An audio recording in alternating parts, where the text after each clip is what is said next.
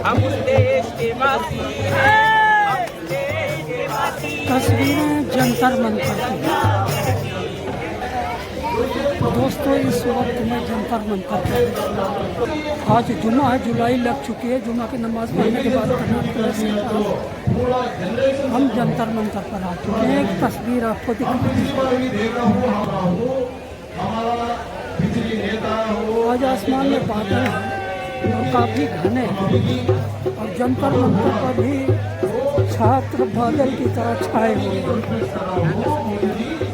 तस्वीरें आप देख रहे हैं, काफ़ी तादाद में लोग यहाँ पर मौजूद हैं। चलिए किसी से बात भी करने की कोशिश नहीं कर। बढ़िया बढ़िया मीडिया वाले अपने सही है, छोटे मीडिया वाले क्यों बढ़िया मीडिया वाले दिखाते हैं। नहीं, भारती जी खड़े हैं, मैं इनसे हमें तो कोई बढ़िया मैं कह नहीं, हम तो आज इधर को निकल गए। सही है ना, भारती जी पैसे के लिए नहीं, जनता के लिए करते हैं। अपना नाम बताएं, आप अपना नाम बताइएगा। मेरा नाम जेडी खान है। सरकार जिस तरीके से हिंदी को बचाना बढ़ाना चाहती है डेली और उसके साथ साथ हिंदी भाषा में ऐसे पाठ हटा रही है मजहब के लिए काम नहीं, जो रैशनल थिंकिंग को, जो तार्किक सोच को बढ़ावा देते हैं कोई ऐसी चीज है और बनाते भी विश्लेषणात्मक क्षमता को जिस तरीके से तेजी से सरकारी स्कूल पूरे देश भर में बंद हुए, के लिए नहीं, पूरे देश भर के सभी नागरिकों के लिए सबसे बड़ी चिंता का विषय इसलिए होना चाहिए क्योंकि यदि सरकारी स्कूल बंद होंगे तो महंगे स्कूल होंगे, महंगे कॉलेजेस होंगे, सरकारी कॉलेजेस यूनिवर्सिटीज बंद होंगी, फीस महंगी होगी जो बहुत तेजी से हो रही है। शिक्षा का बजट घटाया जाएगा, जनसंख्या के अनुपात में नहीं बढ़ाया जाएगा और जो शिक्षा शास्त्र से जुड़े हुए राष्ट्रीय अंतर्राष्ट्रीय स्तर पे अपने देश को रिप्रेजेंट कर चुके लोग हैं, ऐसे लोगों को जेल में डाला जाएगा। कि अपनी आवाज बुलंद की जाएगी तक सीजेपी ने, जो कि सरकार से शुरू हुआ शराब की या उसकी तो बात है नहीं, तरीके के आपके साथ से और आप सबके सपोर्ट से इस्तीफा न देने की जिद जो है उसके बारे में क्या कहेंगे? कुछ लोग उससे पहले हम नहीं रुकने वाले। ये सारे लोग जो हंगर स्ट्राइक पे हैं, सारे लोग जो यहाँ पे खड़े हैं, जो पीछे हैं, जो व्यवस्था बना रहे हैं, सारे पुलिस वाले जो सुरक्षा के लिए हमारे साथ इस सहयोग में, इस बात को बुलंदी से राजधानी के बीच में रखे जाने की जगह में हमें सुरक्षा प्रदान कर रहे हैं, वो सारे आज भी ऐसे ही है। चाहते यही है कि बेहतरी आए। क्या लगता है छात्रों का पेशेंस परखा जा रहा है? सरकार परख रही है कि आज नहीं तो कल उठ जाए अपने आप? सरकार जो है ये बहुत हट्टी सरकार है। किसानों 700 किसानों की जान ली, फिर जाके किसान कानून वापस हुए। काफी छात्र भी जाम बहक हो चुके हैं। छात्र और साथ में में खड़े हुए हैं वहाँ। ये जो सरकार है ये बहुत हट्टी सरकार है। 700 जब वो मर गए किसान तब जाके इन्होंने किसान कानून वापस लिए। ये पहले भी नंबर पे ये गलती नहीं मानते, ये इनकी गलती है क्योंकि इनके बच्चे तो है नहीं। माँ बाप के जिनके बच्चे मर गए उनको पूछो क्या हाल है, उनका करोड़ों भी तुम दे दो तो भी उनके दिल में सुकून आने वाला नहीं क्योंकि उनका तो क्या किसान आंदोलन पहलवान आंदोलन की तर्ज पर ये चाहते हैं कि ये भी बात अपने नहीं है, ये सरकार की मानसिकता बताने के लिए मैंने आपको बोला है। ये तो बच्चे हैं और बच्चों के साथ माँ बाप जुड़े रहते हैं, तो ये इतने लोग जुड़े हुए जो भी एजुकेशन से जुड़ा हुआ बनता है, क्या उसने पढ़ा है, क्या वो पढ़ रहा है, क्या उसके बच्चे पढ़ेंगे, क्या उसके परिवार में भी कोई पढ़ रहा है, तो उस सबसे जुड़ा हुआ ये आंदोलन है क्योंकि एजुकेशन से, शिक्षा से जुड़ा हुआ है। शिक्षा से तो हर बंदा कहीं ना कहीं जुड़ा हुआ है।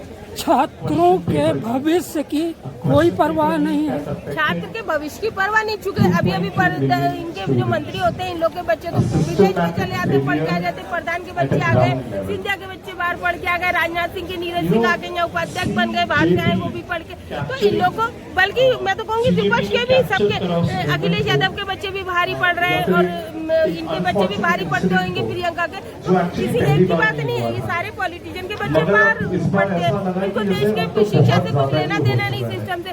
तो सबसे पहले तो एक कानून बन जाए, जो भी सरकारी चाहे नौकरी करे, चाहे MLA MP कुछ भी रहे, इन सबके बच्चे विदेश में नहीं जाएंगे, देश में पढ़ेंगे और सरकारी स्कूल में पढ़ेंगे।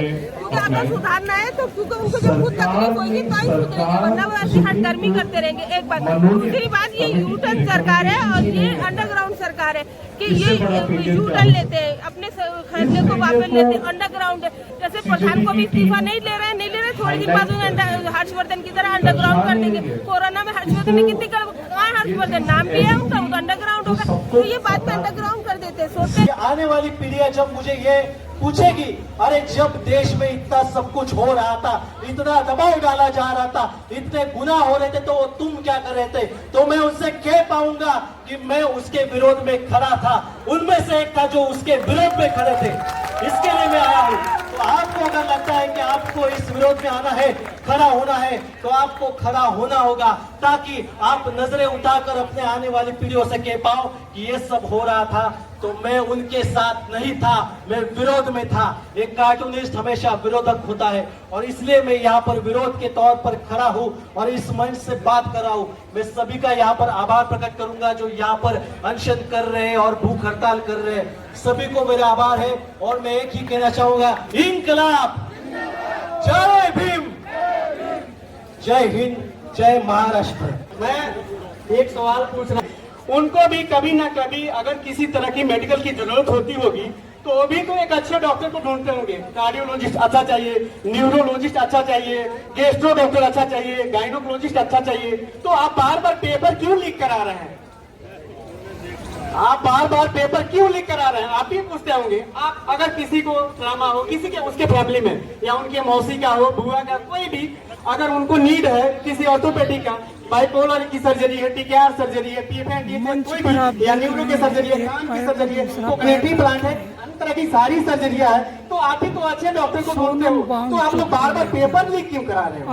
मैं स्टेज पर आया, दीप जी के, सोनम जी के समर्थन में आया कि इस देश का जो सिस्टम खराब हो चुका है, यानी कि एक शिक्षा के ऊपर आप बैठे हो, पर यहाँ का judicial system, health system, monetary system, सारे सिस्टम खराब हो चुके हैं।